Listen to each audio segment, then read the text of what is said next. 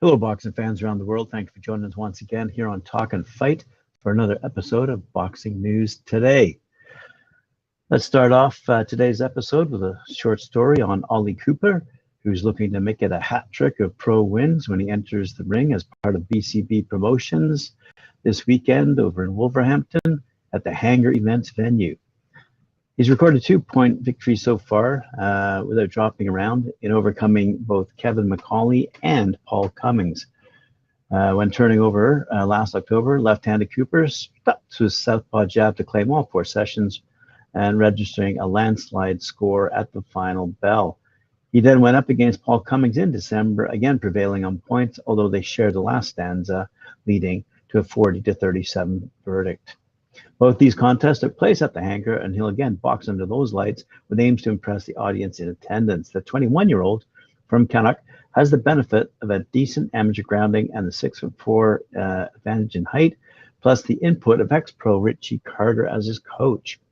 Cooper amassed 18 victories from 26 amateur bouts, mostly representing Wolverhampton Boxing Club, and reached a national final in the England Youth Championships. He said, "I want to push on this year. It's time to get my head down and live the boxing lifestyle fully. I'm determined to make a name for myself and stand out.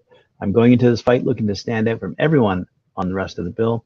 There's a lot of young lads and I still need to open people's eyes. It gives me the motivation to push on. I was trying to campaign at super welter, but I couldn't manage to do the weight and I felt much more comfortable at middleweight. I'm still training very hard. I'll be in there with bigger men, but there are different areas to my game that beat strength and power. I can punch myself, but I haven't been able to showcase that much. I hurt Paul Cummings in my last one. I put together a combination of the third and saw his legs dip, but he just kept on coming. I wondered what it was going to take to stop him. He caught me as well with an overhand right in the last round, and that seemed to drain the last of my energy. It was a shock to the system. It happened on my debut too. I got to a point where I'm so comfortable in there that I take my foot off the gas.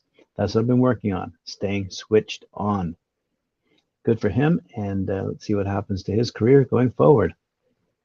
Elsewhere, Russian fighter Arslanbek Makhmudov will defend his WBA NABA heavyweight championship against Polish Mariusz Wach on Saturday over in Montreal, that's in Quebec, Canada. The Canadian-based European will make the second defense of his belt against an experienced opponent like Wach in a fight that promises a lot of good action. Makhmudov won the crown on July 23rd, 2021 with a knockout over Czech Pavel Sauer and made his first defense in September by knocking out German Erkan Tieper.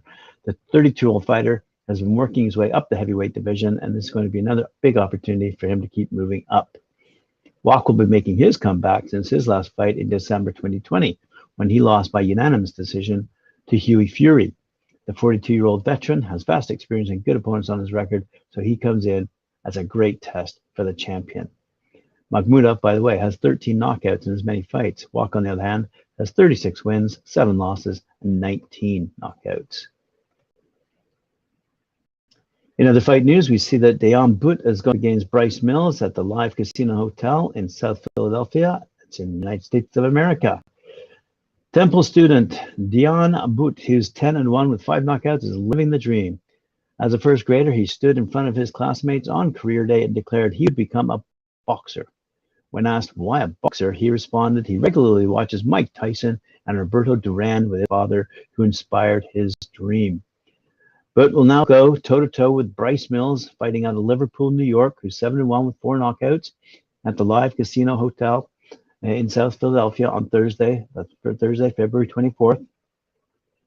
A boxer is not the only way that Butt wants to be remembered. He wants to be more than just a boxer. When asked about his hopes and dreams in boxing, Butt responded, "I don't want to be labeled just as a boxer," citing Muhammad Ali as an example. He wants to use his platform to make this world a better place. As a junior at Temple University, Butt is studying management information systems and wants to be a leader in his own career inside the ring and outside the ring. He wants to use what he's learning at Temple in the Fox School of Business and apply it to the business side of boxing. Wow, good for him. Elsewhere, we see that Edgar Berlanga is facing a tough Steve Rolls at Madison Square Gardens on March 19th. Super middleweight contender Edgar the Chosen One Berlanga went the distance twice last year following 16 first-round stoppages to begin his pro career. After surgery to repair a torn bicep suffered last October against Marcelo Coceres, Berlanga, who's 18-0 with 16 knockouts, will make his 2022 debut Saturday, March 19th in a 10-rounder against Stephen Rolls, who's 21-1 with 12 knockouts. That's being held at the Hulu Theater at Madison Square Garden in New York City. The Brooklyn-born Berlanga is ready to begin a new knockout streak against Rolls, a Canadian veteran who has a pair of knockout wins since the 2019 TKO defeat to Gennady Golovkin. The night of young stars, Berlanga Rolls, Keyshawn Davis, Esteban Sanchez, and Xander Zayas, Quincy Lavales will be broadcast live on ESPN and ESPN Deportes starting at 10 p.m. Eastern Time, promoted by Talk Brand in association with DeBella Entertainment. Speaking of Canadians, top Canadian prospect Spencer Wilcox has signed with Probellum, the first in a series of announcements related to signings today. Probellum is delighted to announce the signing of talented lightweight Spencer Wilcox, a four-time national amateur champion and widely regarded as one of Canada's top prospects. Wilcox, who's 22 years old, hails from a family boasting a huge boxing pedigree with three of his four brothers, Stephen, Brad, and Jesse, currently competing in the professional ranks. Holding a record of 40-8 at the amateur level in tournament and international competition, Wilcox now brings his talents to the Probellum stable, which already includes compatriot Arthur Biarslanov, who boxed for Canada at the 2016 Olympics. When my manager, Mark Irwin, told me about Probellum's interest in my career, I didn't even have to think about it, said Wilcox. Who wouldn't be interested in being promoted by the fastest growing boxing promotional company in the world, run by some of the most experienced executives from within the sport? True enough, which comes to our second announcement out of Probellum, who have confirmed the signing of top prospect Tapia. Probellum is proud to announce a promotional signing of highly rated super middleweight Mateo Tapia. Unbeaten Tapia is ranked inside the top 15 with the WBA, who claimed their Oceania title at 168 pounds last year when stopping former IBO champion Reynold Quinlan. The 23-year-old, who's 13-0 with 8 knockouts, was born in Mexico before moving to Australia at a young age and turned professional in 2016. And Tapia is now part of the scintillating crop of fighters emerging from Down Under, including fellow Probellum talents Jack Bowen and Jason Malia. Having made an impressive debut against compatriot Bentley Shefford when he secured a victory via first-round knockout, Tapia has gone on to establish himself as one of boxing rising stars at super middle. As part of his flawless record, he has claimed some notable scalps, including that of Steve Collins Jr., son of the legendary Irish fighter, when delivering a stunning first-round knockout in Dubai in 2020. Tapia's most recent victory over Quinlan was his most impressive to date after a clubbing right hand sent his experienced opponent crashing to the canvas. And finally, the last of Probellum's announcements today, undefeated champion Lamptey signs for Probellum, screams the headline.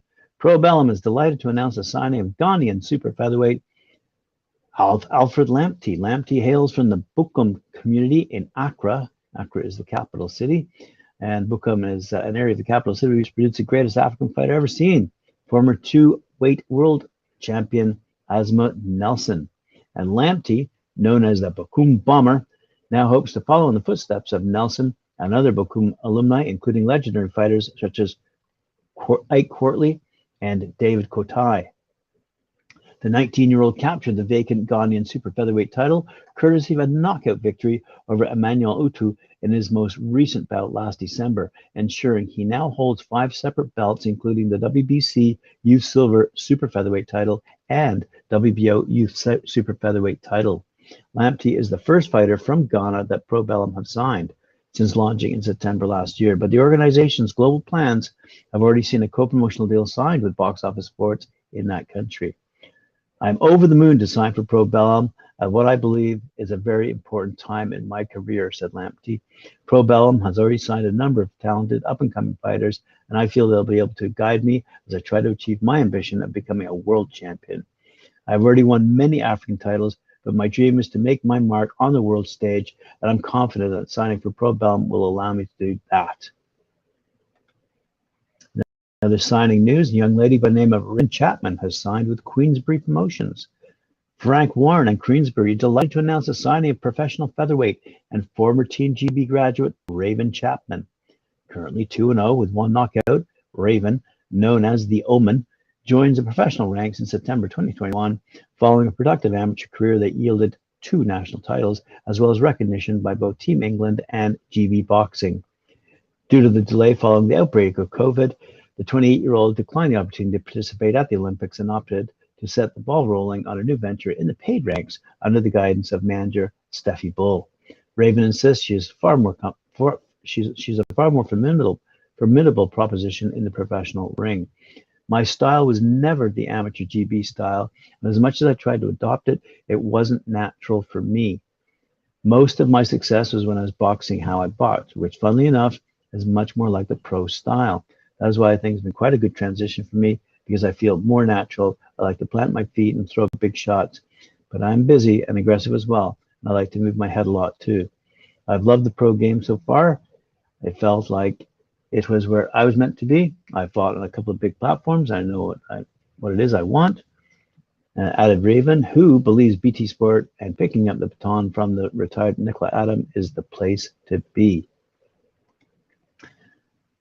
And for the final story of the day, we have a brief little profile on 24-year-old undefeated bantamweight prospect Oswaldo Rojas, who's 14-0-1 with 11 knockouts, who's left his hometown of Cancun, Mexico, to pursue his boxing dream, where he arrived in Las Vegas and now will train with Bones Adams.